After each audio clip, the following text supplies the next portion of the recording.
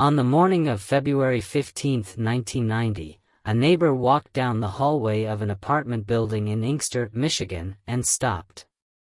The door to apartment was not quite closed. It was sitting open just enough to notice, and in a building where everyone knew everyone else's business, a door that was not quite closed on a February morning was the kind of thing that made a person stand still in the hallway for a moment before deciding what to do next.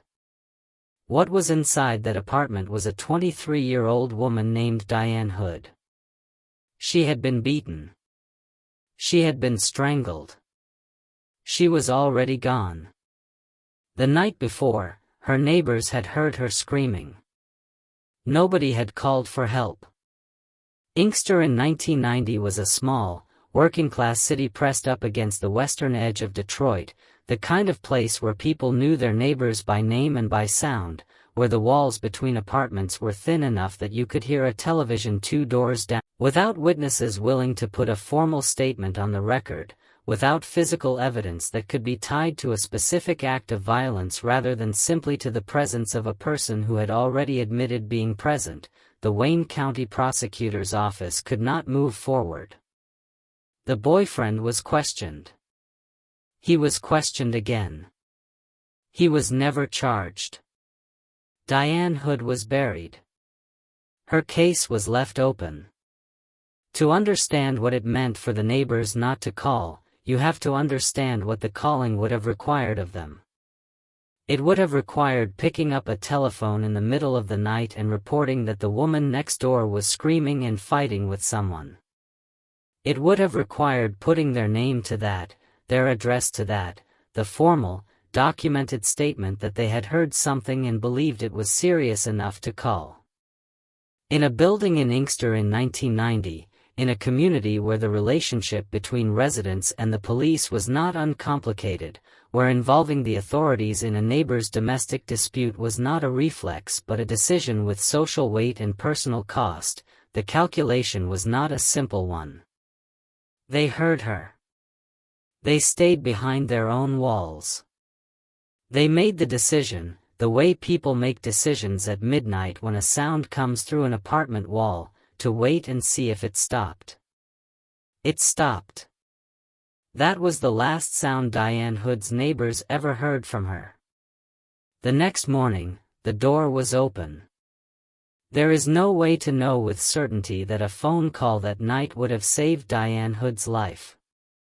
There is also no way to pretend the question doesn't exist. It sits in the middle of this story the way an unanswered phone sits in an empty room, present and loud in its silence. The boyfriend remained in the orbit of the case in the way that a person who has been questioned but not charged remains in the orbit of a case. He was not arrested. He was not gone. The investigators who worked the case in the months after Dianne's death believed they knew what had happened in that apartment. The Wayne County Sheriff's Department's belief about the case is documented in the coverage from the Detroit Free Press and the investigators who have spoken publicly about it in the decades since. They were not confused about who had been in the room with Dianne Hood. What they lacked was what a courtroom requires, which is different from what a detective knows, and that gap, the gap between knowing and proving, between believing and charging, is where Dianne Hood's case has lived for more than 30 years. In 1990, her file was active. Detectives were working it.